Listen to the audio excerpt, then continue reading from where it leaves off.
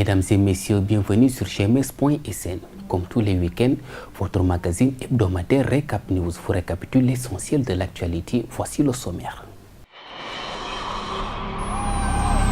Le patriarche centenaire inspecteur Chérif Tounkara a reçu les hommages de l'association culturelle La Fraternelle le week-end dernier.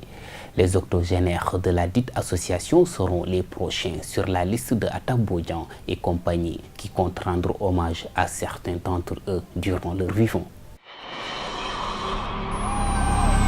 Le ministre du Commerce, Alioune Sarr, s'est rendu ce mardi sur la plateforme économique de Bignona pour voir l'état d'avancement des travaux de construction de l'unité de conditionnement de la pulpe de mangue.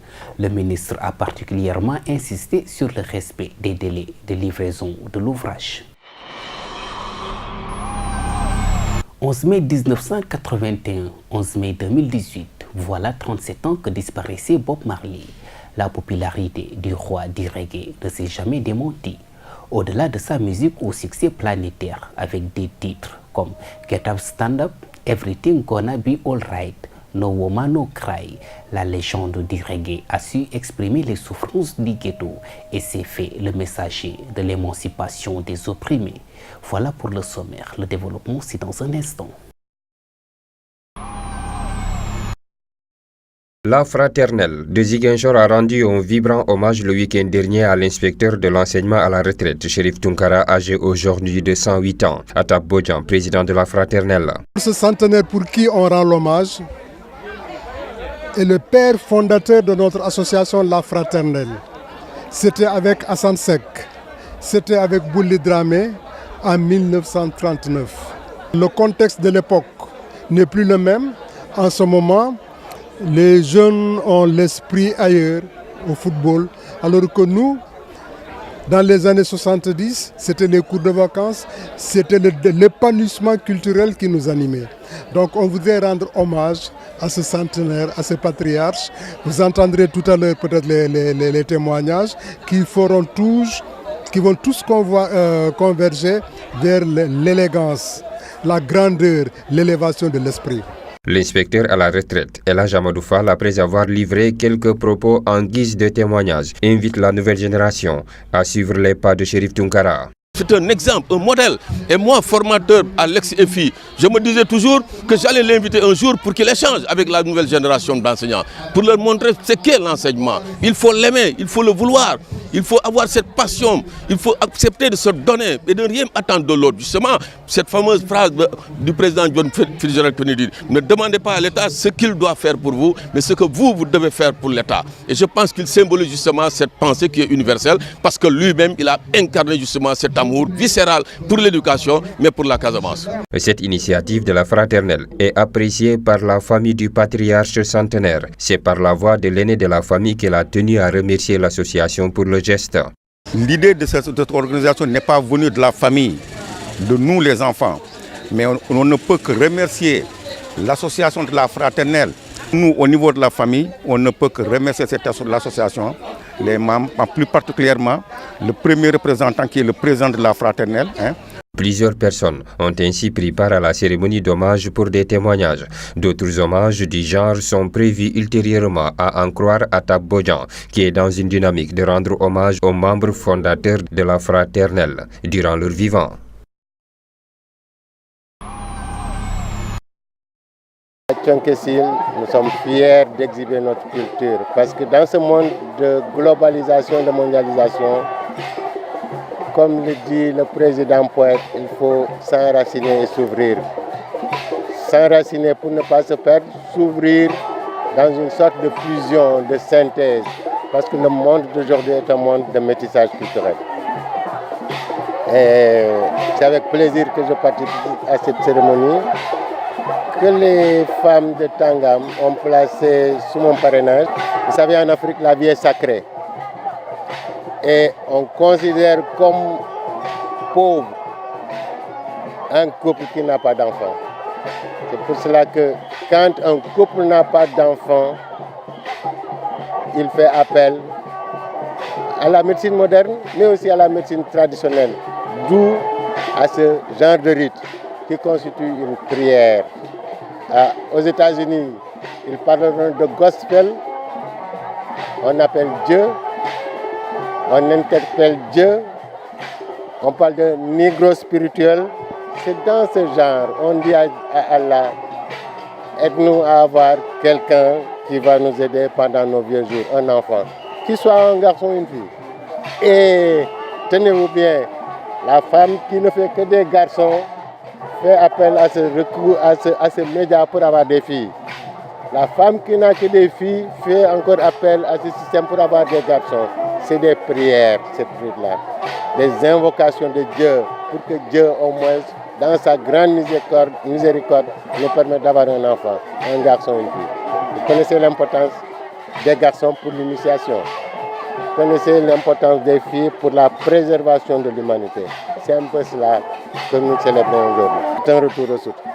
Si vous ne savez pas où vous allez retourner d'où vous venez, c'est ça la moitié.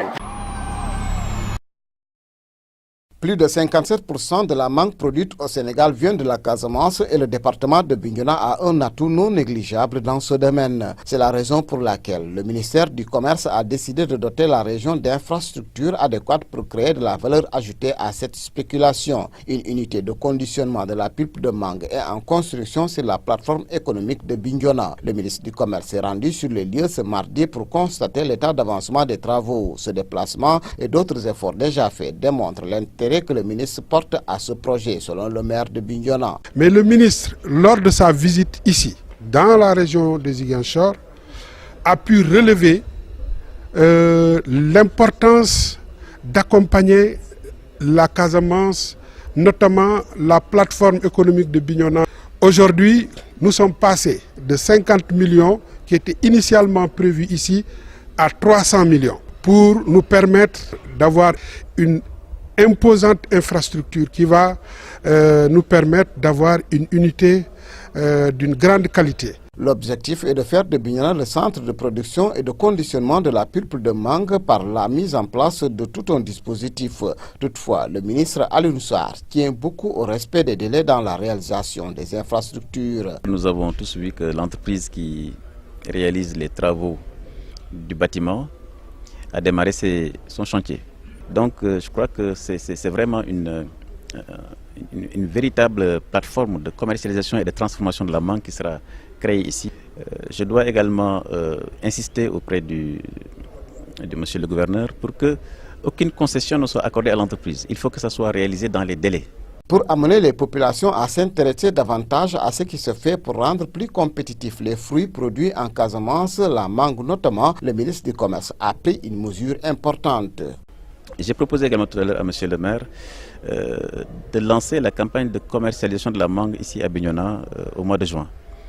Parce qu'il faut tout un ensemble donc, de mouvements qui doit être fait maintenant autour de Bignona, autour de cette plateforme, en termes d'action, en termes d'initiatives, en termes d'événements, pour que justement les populations puissent adhérer massivement autour de ce projet. Les autorités administratives, en rapport avec le maire et l'entreprise, sont chargées de veiller au bon déroulement des travaux pour que, dans 8 mois, l'infrastructure soit mise en service au grand bonheur des producteurs de la région.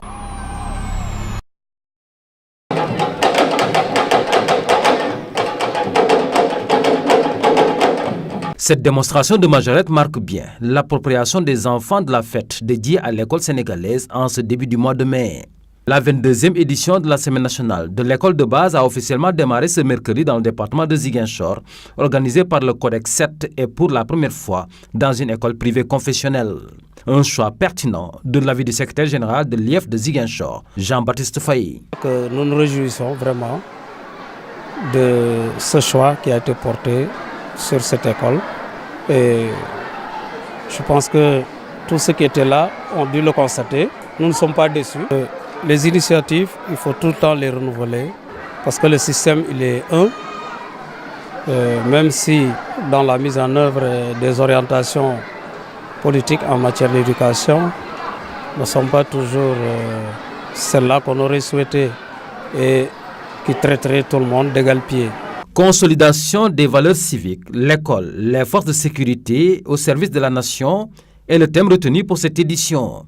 Un thème plus que d'actualité selon le préfet Ibrefal, qui en a profité pour lancer un appel aux enseignants. J'ai dit tout à l'heure que pas un seul jour ne se passe ou presque sans que dans la presse on lise un titre ayant trait à un acte de violence exercé sur un enfant. Des rapts, des enlèvements d'enfants, des mutilations génitales exercées sur des citoyens innocents. Et je pense qu'à travers ce lien entre l'école et les forces de défense et de sécurité, l'autorité a voulu montrer en exemple les forces de défense et de sécurité, mettre en exergue le rôle accompli par les forces de défense et de sécurité en faveur de l'école, mais également offrir aux enfants en exemple ces forces de défense et de sécurité, caractérisées par leur engagement, par la discipline, par le don de soi, par le respect des valeurs et des symboles de la République. C'est autant de valeurs qui doivent être inculquées à nos enfants.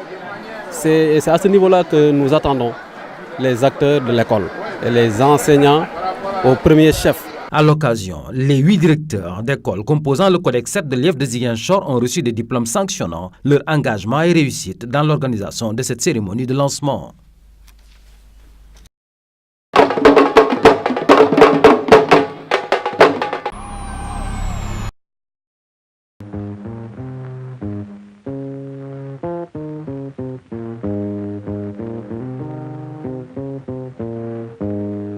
Dieu est noir, ainsi s'exprimait le Rasta Bob Marley.